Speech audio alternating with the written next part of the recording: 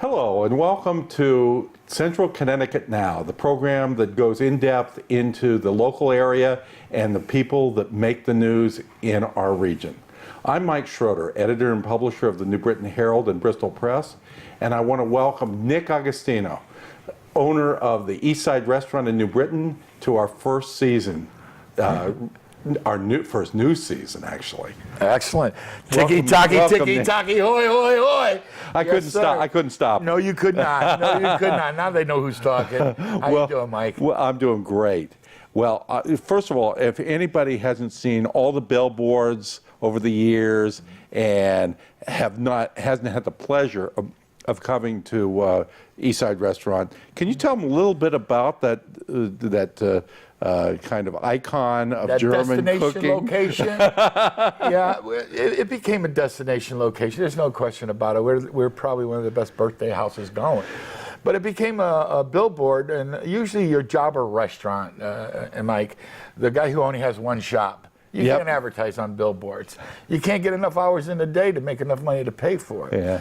But I see it that you put a woman on the billboard holding 2 beers and a dirndl. Everybody knows what it is. So you're going to get 80% of those people that go by says, hey, that's a German restaurant. I wonder where it is. And that's why billboards worked for me, was that it was identifying the billboard very comfortably. German restaurant. And then that took off. That's what really opened the doors here in New Britain on Dwight Street. And you're pretty much in the middle of a residential area. Well, we're dead in the center of a residential area. I mean, there's houses totally around me. And but times grew good for me there. First of all, no one could find a place. I mean, you go to New Britain, the compass comes right out of you. You don't know north side for some stupid reason. And everybody, you know, how do you get there? How do you get there? Now, all of a sudden, they just click of a mouse, they get directions, they get here. So that really helped us out a lot, too, as far as having people being able to find us. But I always will tell you, you need a real big hook to get them on Dwight Street, New Britain. And I found a couple, and I got a lot there. And you started out with the big beer. Well, it is. It's all about the beer, and it's all about everything. But let me tell you, the big beer. But it is an experience. I mean, the bottom line, as a guest in your abode there, it is an experience coming into the East Side. Well, we're special. And I'm glad to say it as far as being Nick. I own it 20 years in February. Wow, congratulations. February 13th will be 20 years owning the East Side. Bought it from Bill. And it's been a real experience as far as that goes. But it started out with beer. We wanted to do beer. We went to Germany. How do they do beer? You know, and all of a sudden I see they're doing beer in these glasses. And my daughter looks and says, why aren't we doing beer in those glasses? And we found out that it's hard to do beer because you got to pour it. And they drink their beer warm. And we drink ours cold. Yep. So we got to get a lot of beer out in those big glasses very fast, real cold, because American people drink cold beer. And there's no other way. So once I figured out how to pour beer fast, cold with the equipment, then I was able to say, hey, now I can do 150 beers the first 45 minutes and everybody gets their beer. Because the only thing they look for, Mike, when they walk through that door, I got schnitzel, I got apple strudel, but they want that beer first. And if you can't get it to them quickly, it doesn't start the evening off for you, right? At an almost exact temperature. Oh, yeah. Right? 33. You've got a very unique system there. Yeah, well, I did. When I got in there and built this beautiful big beer hall operation, I couldn't produce beer. Yeah. I couldn't produce it in the glasses. So I automatically changed up and went to this system that came out of Germany that was able to pour it a lot faster, pumping it as well as pressurizing it, as well as the tubing goes in different sizes to make it go faster. I pump at 30 pounds. Everybody else in the world pumps at 14. But that gives me a lot of beer fast. But once I had the beer, we had to come up with the marketing. Yeah. And all of a sudden, I was watching the Man Show. I don't know if you remember the Man Show. Oh, yeah, sure. And the girls on trampolines and everything. Yeah. And all of a sudden, it was they're jumping up and down. At the end of the show, he pours himself a beer and he goes, "Ziggy Zaggy, Ziggy Zaggy," and he drinks the beer down. And he slaps it down. I go, "Wow, big beer, big cheer." I like that. Because my daughter says, if you're going to give him a big beer, you got to give him something. I'm giving him dessert. I'm giving him everything. What else can I give him, right? So now this is the first time I've known the story behind it. Well, all of a sudden, what ended up happening was my daughter, I went to my daughter and I says, hey, you wanted to give him something? Let's give him a big cheer. She says, Dad, that's great. That's a genius. What are you going to cheer? I says, this guy's doing Ziggy Zaggy. She goes, what the hell's Ziggy Zaggy? I said, I don't know, but I'm going to try it. And I took out 2 of my big beers to the first customers I could see and went, everyone now, Ziggy Zaggy, Ziggy Zaggy. And the whole room looked and said, what the heck's going on? Walk back, and my daughter looks at me, says, got Americanize it, Dad. I go, wow. And all of a sudden, we had my grandson who had a toy that went ticky-tacky, ticky-tacky. And she says, ticky-tacky. So I walked out there and said, everyone now, ticky-tacky, ticky-tacky. And the whole damn room went, hoi, hoi, hoi. I said, there we go. And that's how it started. Oh my gosh! And they just went with the oi, oi, oi. They just went, and they still do today. I don't care where I go. If I say ticky-tacky, there's always someone following me with a hoi, hoi, hoi. That's so pretty amazing. But that was the marketing right there. That was, I mean, I even went down to, I was at the Disney World at the German, I can't remember the location where they had the German thing. And I went in there, and they're ticky-tacky, hoi, hoi, ticky-tacky. I walked up to him. I go, hey, that's a good cheer. Yeah, some guy up in New England. And I go, hey, can I try this? Well, they figured out I was a guy from New England. Gosh. But it got around real fast. And the billboards got it around. I had, at one time, a ton of billboards just going ticky-tacky, ticky-tacky, oi, oi, oi, to brand it. And we live by it now, and big beers and ticky-tackies. It's pretty amazing when that room, that main dining room Fills is up? full with rows and rows of People. the beer steins? The beer steins. And a lot of them have names on them. Well, that's our beer club. I got a mug club. It's got 1,000. I carry 1,000 glasses on my ceiling, and I carry it, like I says, with an arch. And the reason I carry it with an arch is because I cheer up into that arch, so it all flows down into my ballroom. So now I don't need microphones or nothing. I could carry a room full with people just because I cheered up in them glasses. And then it sprays down on the people, and it comes out very rich tone and whatnot. So it really gets people inspired to Oh get my into gosh! So it adds to the ambience and the hats too. We go with the hats, and what the hats do, it makes you belong. Any good club has a special the Sphinx, you know. Whatever you recognize that as a Sphinx. I know. There you go. There you go. Well, the same thing in there. You walk in there, we got crazy hats you put on. You're sitting at the table. Most of the time, you sit with a lot of people you don't know. They're all wearing crazy hats with you. You become a family right there of hats. Now you're ready to party with the hats, and then the whole room parties together. And that's the whole thing, is to make sure. My accordion player, he's been with me 33 years. Walter is probably one of the top. He knows everything. He follows anything I need to do. He's very professional. Been with me now. He's been with me here for 17 years. My gosh! And then, he followed me here. And where was he before with you? He was in a band, and I'm going to tell you. I see saying Pete Noiva, but it wasn't Pete Noiva. It was an agency, and he was playing accordion for a lot of different weddings. And of course, I was at Indian Hill Country Club, and I was. Oh, sure. And I was over there. And that's where we ran into Walter. Oh my gosh! And then I went to Augustino's on the Berlin Turnpike. I did a ton of weddings there. Then he played different band groups that I had there. And then he went to work at a steakhouse over in East Hartford. I'm going to say the name. I probably can't remember it. And he got tired of working there singing Italian songs. I guess he came over and started singing German songs. I know that people go there specifically to see Walter. You want to know, you'll be surprised how many people come to see Walter. He did a little bit of retirement, sorry. He doesn't work Tuesday, Wednesday, and Thursday like he used to, but he's still Friday, Saturday, and all day Sunday. He's got the weekend gig. He needs to slow down a little bit, you know, so he slowed down, but he still gives me the best. And we can't forget about the ice strips in your... Yeah, well, that's show. And I like show. I like granite tables. I like wrought iron. I like my tent being out of wrought iron. It ain't going nowhere. And what happened, the reason it's real granite there is when I was doing these ice tables, and like I says, I could watch Coors Beer with a train in a cube of ice flying down, or Michelob Ice, you know, and all this. Well, that's people. That's marketing, and these guys are spending billion. I can spend a few bucks and buy me a snow table and keep it just as cold. Keep it cold. That's right. Yeah. So when they come in, they see the little snow, and they're able to make their little snowmen and their angels and whatnot, put their beer on top of it, and then we made the meter boards that fit on top of the snow so the hot food don't get on the cold. And our meter boards, sausage, pancakes, whatnot, that was a big hit. People come just for the meter board. It's a German-sized pizza type of thing without a crust. And, but you've learned to give people what they want.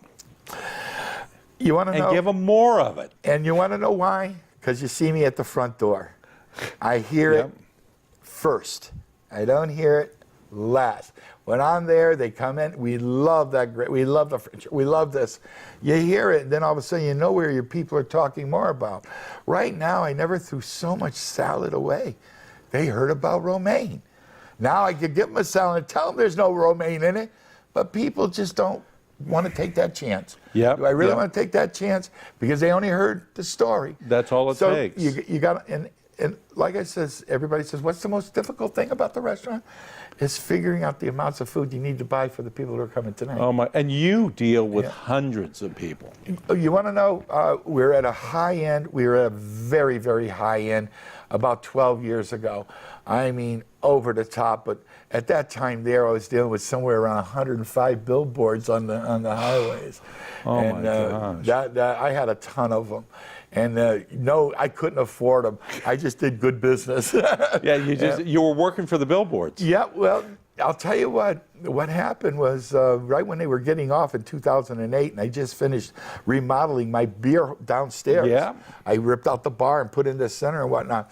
And I was advertising 3 billboards at a time, and the billboard was hot. The billboard company loved me because now Hawthorne wanted a billboard. You know, all of a sudden, if Nick's doing it, it must be bringing people in. Let's us try it. And it kind of sold them a little bit. And they came in and says, everybody pulled off the billboards, Nick. The insurance company, the car dealerships, rough times. And we got all these empty billboards. And your billboard's the hottest billboard up. No question about it. Hottest billboard. Most people wouldn't know that it's your family that's on the billboards. My wife, And Walter. Yeah. Walter, my family. Very seldom you see my daughter, but every once in a great while She pops up, and myself, and I like the. A lot of people will remember one of your last billboards was on 72 coming into New Britain. Yeah. With the big beer. With you holding the big beer. Yeah. Well, that always seems the big leader. And you notice that went up there right before Father's Day. Now you got to understand.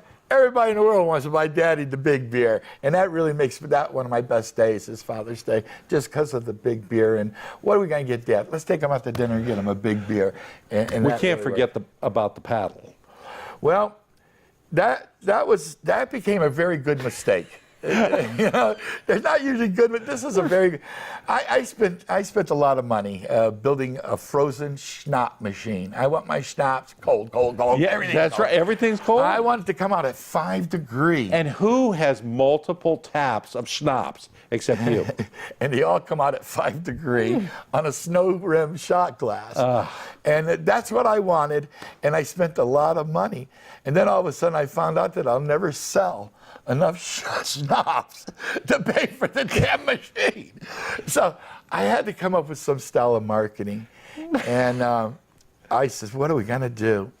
And finally I says, we got to have them buy these paddles worth.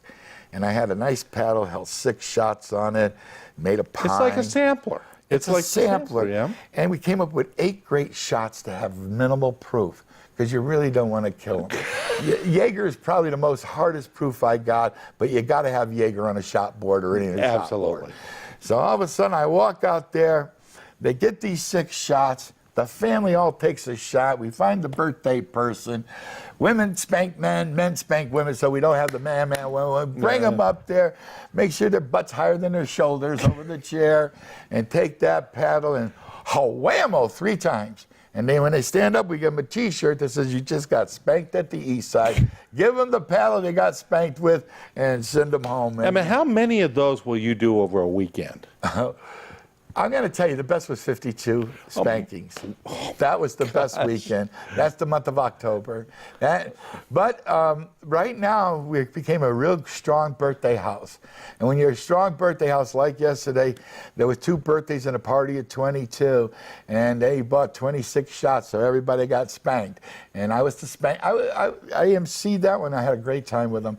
But that's what you do. emceeing means I got to go in there. I'm going to recognize them in my restaurant. I'm going to cheer them for being in my restaurant. I'm going to do everything I can to bring you back to my restaurant. So, and that's the personal thing that not too many shops have. And like I said, I'd love to open up another German restaurant. Yeah. Heck no, you can't split me up that way. You're going to take me out of a shop that's built by me. It's on Dwight Street. It's not, they got to come and see me. It's a destination. Well, we haven't talked much about the food because the food is superb and it's authentic. Well, let me. The food is superb, and it's not because. Listen, Bill Bloth. Yep. Not only did he give me his restaurant, I don't mean that in a wrong way. I did buy it from him, but it was probably today's worth. Would we look at it and say he gave it to you with that? And I could understand that, but he stayed with me for almost a year, teaching my daughter all his phenomenal recipes. And I don't care what I paid for a building. Yep. Those recipes that we're using today, we make gravies every morning, brown, paprika, sour gravy every morning, barley soup every morning, cottage cheese. We learned that. Our chicken liver pate, you're not going to touch. He's got secrets that blew my mind. And I've been a chef my whole life. I walked into there, I was a beginner. We'd go home crying after working with this guy a day. He killed us by his work ethics were over the top. And then we'd trying to figure out his method. And when we finally figured it out, he knew it. He looked and he says, "You're going to take this a long way, aren't you, Nick?" And I says, "You bet you bananas, it's going." But I did learn a lot about the food. But everybody says, "Gee, Nick, you're an Italian guy. You were born in Alabama. You opened a German restaurant in a Spanish neighborhood." I mean, Jesus. And you're knocking it on the block. You'll fit right in. I fit right in. They say that New Britain is a home for all people. That's exactly right. You cover the gamut. You want to know? I love the New Britain for the work ethics that we have in New Britain, meaning we have hands-on workers. You need a cook, New Britain's got them all. I mean, you go to West Hartford, they're battling over cooks. Oh my God, and they got this high end. My girl's been with me 10, 12 years. Wow. Working right there. And I got 3 guys that are unbelievable. All New Brittanites, all very strong employees. A lot of them living around the restaurant? Yep, all around me. And that's what we've been doing for 20 years is the work ethics of New Britain. Like I said, I can go open up my place in West Hartford. Yeah. And I could have that German restaurant on the corner. Well, let me tell you something. The minute I send a big beer out in front of those boys, we're going to get rules over this. There ain't no big beers. You can do 1,000 of them from Europe and everywhere in the world, but you ain't going to put one in a big glass. And they'll do that in a minute. So here in New Britain, you know what they say? "Nick, we love you in New Britain. We like your business in New Britain. You've always been a good gentleman of New Britain. You work hard for a different civic organization, especially my Lions Club of New Britain."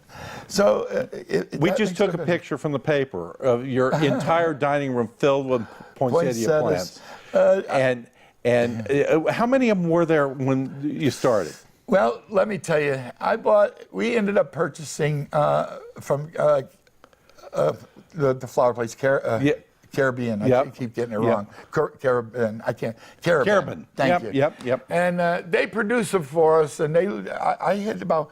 I'm going to say I hit around 430 to 440 plants this year. Oh my God. In cells, and we had good downtown people. I mean, Tommaso Brothers, no question.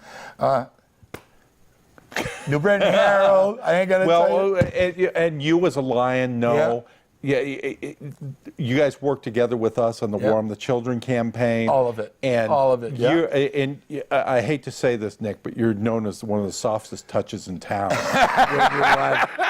Go ask Nick. Nothing wrong with that. Have Nick host it. Whatever. I eat that stuff up. And you're just a hometown guy here. Well, I'll tell you, I did something hometown. You want to talk? Yeah. when I first started at a very young age, 17 years old, a guy named Phil Nussbaum from Coscob, Connecticut, they had a seafood restaurant called Clam Box. And he called me in to open one in Wethersfield with him, right on the Celestine Highway. And this is back in the early 70s, 70, 71. I was 17, and I went to work for him. He sent me up to Coscob to learn all the recipes from their main restaurant, which was an amazing restaurant, out of near the train station in New York. It used to be called Gordon Seafood or something. They pulled it down to Coscob because they couldn't get to work. So all of a sudden, I learned everything. I loved seafood. I did a great job for the man. I loved working for him, but I moved on. Seafood took a hit. Back in the 80s is when he finally closed, but back in the middle 70s, you had the Red Tide, Mercury, you had Market Price. When the hell you ever hear about Market Price? Seafood, lobsters, this, China buying this, blah, blah, blah, blah, blah, blah.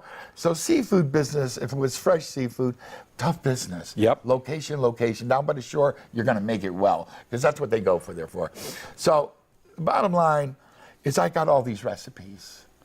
I got something, a production recipe operation from the Wethersfield Clam Box. No one else has it but me. And that's what, if you go up and look up Clam Box and Google it, it's going to tell you. Doris Nussbaum, who is the owner, says the only thing that bothers her is when they closed in 1980, none of her kids took it and no one kept the recipes. Until they found out me was still here. I got a phone go, hey, what are you doing? Hey, it's Glenn, he knows all the recipes. And I do, and I know the operation, I know what I want to do.